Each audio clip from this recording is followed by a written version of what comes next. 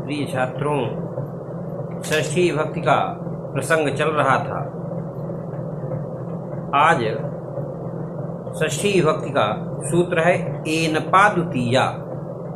कहा कि एनप प्रत्यांत शब्दों के योग में द्वितीया विभक्ति होती है, किंतु यह सूत्र योग विभाग के द्वारा दो स्वतंत्र सूत्रों से बंट जाता है, एनपा और द्वितीया। एनपा सूत्र में षष्ठ्यंत समर्थ प्रत्ययेन या षष्ठ्यत समर्थ प्रत्ययेन सूत्र से षष्ठी विभक्ति की अनुवृत्ति आने से इसका अर्थ हुआ एनप प्रत्यांत शब्दों के योग में षष्ठी विभक्ति का प्रयोग होता है। द्वितीया सूत्र में एनपा की अनुवृत्ति आकर एनप प्रत्यांत शब्दों के योग में द्वितीया विभक्ति होती है, यह अर्थ निकलता है। जैसे दक्षिणेन ग्रामम ग्रामस्य वा, गांव के दक्षिण, यहाँ एनप प्रत्यांत दक्षिणेन, दक्षिण धन एनप के योग में एनपा द्वितीया सूत्र से ग्राम में द्वितीया अथवा षष्ठी विभक्ति का प्रयोग हुआ है। इसी तरह से उत्तरेण ग्रामम ग्रामस्य वा, गांव के उत्तर, इस उदाहरण में भी अगर हम लोग ध्यान से देखें तो ग्राम में और ग्रामम में द्वितीया विभक्ति है और ग्रामस्य में षष्ठी विभक्ति का प्रयोग हुआ है। अगला सूत्र है आशीषी नाथः। आशीर्वचन अर्थ में वर्तमान नाथ धातु के कर्म कारक में संबंध मात्र की विवक्षा होने पर षष्ठी विभक्ति होती है। यहाँ आशीष शब्द से इच्छा का ग्रहण होता है। सर्पिशो नाथनम, भी संबंधी इच्छा करना। यहाँ पर नाथ धातु के आशीरर्थक या इच्छार्थक होने के कारण उसके कर्म सर्पि में शेषत्व की विवक्षा होने के कारण आशीषनाथ सूत्र से षष्ठी विभक्ति का प्रयोग हुआ है। अब एक शंका उत्पन्न होती है कि सूत्र में आशीष पद क्यों दिया गया है? क्योंकि नाथ धातु का आशीषी से भिन्न अर्थ अर्थात याचना अर्थ होने पर उसके कर्म में द्वितीया विभक्ति होती है। जैसे माणवकम नाथते, वह ब्रह्मचारी बालक को मांगता है। माणवकम नाथनम, बालक संबंधी याचना। यहाँ नाथ का आशीर्वाद अर्थ न होने के कारण आशीषनाथ सूत्र से कर्म माणवक में षष्ठी विभक्ति नहीं हुई, अपितु षष्ठी से सूत्र से संबंध मात्र की विवक्षा होने के कारण षष्ठी विभक्ति हुई है। फलतः षष्ठी समास होकर माणवक नाथनम ऐसा वाक्य बना है।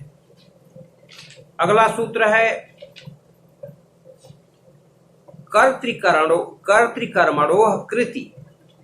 का कृद्योगे कर्तरि कर्मणि च षष्ठी स्यात्। कृत प्रत्ययांत यानी कृदंत के योग में अनविहित कर्ता और कर्म कारक में षष्ठी विभक्ति होती है। जैसे कृष्णस्य कृति, कृष्ण की रचना। यहाँ कृत प्रत्यांत कृति शब्द के कर्ता कारक कृष्ण में कर्तृकर्मणोः कृति सूत्र से षष्ठी विभक्ति का प्रयोग हुआ है। इसी तरह से जगतः कर्ता कृष्णः, संसार के सृष्टिकर्ता कृष्ण। यहाँ कृत प्रत्ययांत कर्ता के योग में, कर्ता शब्द में त्रिच प्रत्यय है। यहाँ कृत प्रत्ययांत कर्ता के योग में कर्म कारक जगत में कर्तृकर्मणोः कृति सूत्र से षष्ठी विभक्ति का प्रयोग हुआ है। अगला सूत्र है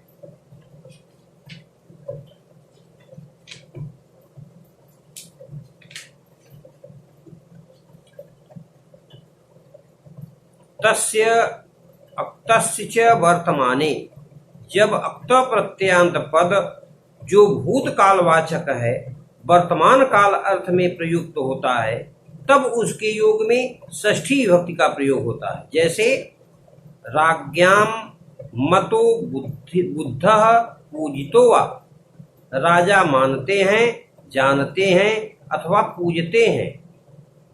यहाँ पर मन, बुद्ध, पूज आदि धातुओं में अक्त प्रत्यय का प्रयोग हुआ है। कर्ता राजन है, इसलिए अक्तस्य च वर्तमाने सूत्र से इसमें षष्ठी विभक्ति का प्रयोग हुआ है। अगला सूत्र है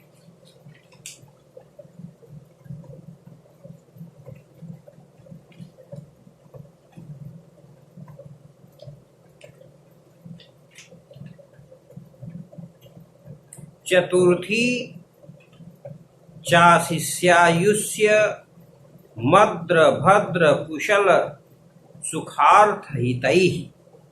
कहा आशीर्वाद अर्थ में वर्तमान आयुष्य, मद्र भद्र कुशल सुख अर्थ तथा हित शब्दों के योग में विकल्प से चतुर्थी विभक्ति होती है और पक्ष में षष्ठी विभक्ति होती है। जैसे आयुष्यम चिरंजीवितम कृष्णाय कृष्णस्य वा, यानी कृष्ण चिरंजीवी हूँ। यहाँ आशीर्वचन अर्थ में वर्तमान आयुष्य और चिरंजीवित के योग में कृष्ण शब्द में चतुर्थी चाशिष्यायुष्य मद्र भद्र कुशल सुखार्थ हितैः सूत्र से विकल्प से चतुर्थी विभक्ति हुई है और पक्ष में षष्ठी विभक्ति हुई है। मद्रम भद्रम निरामयम सुखम शम अर्थ प्रयोजनम हितम पथ्यम वा भूयात कृष्णाय कृष्णस्य वा। यहाँ मद्र और भद्र पर्यायवाची हैं। इसी प्रकार कुशल का पर्याय निरामय, सुख का पर्याय शम, अर्थ का पर्याय प्रयोजन और हित का पर्याय पथ्य है। अब एक शंका उत्पन्न हुई कि इस सूत्र में आशीषी पद का प्रयोग क्यों किया? इसलिए किया है कि आशीर्वाद से भिन्न अर्थ होने पर आयुष्य आदि के योग में चतुर्थी नहीं होती। आशीर्वाद से भिन्न अर्थ होने पर आयुष्य आदि के योग में चतुर्थी विभक्ति नहीं होती, नित्य षष्ठी विभक्ति होती है। जैसे देवदत्तस्य आयुष्यम अस्ति, देवदत्त की दीर्घ आयु हो। यहाँ आशीर्वाद अभिप्रेत न होने से देवदत्त में षष्ठी विभक्ति हुई। यदि आशीर्वाद अभिप्रेत होता तो आशीषी लिंग लोटौ नियम से लिंग और लोट लकार का प्रयोग होता, लट लकार का प्रयोग नहीं होता। कल की कक्षा में आप लोगों को सप्तमी विभक्ति पढ़ाई जाएगी।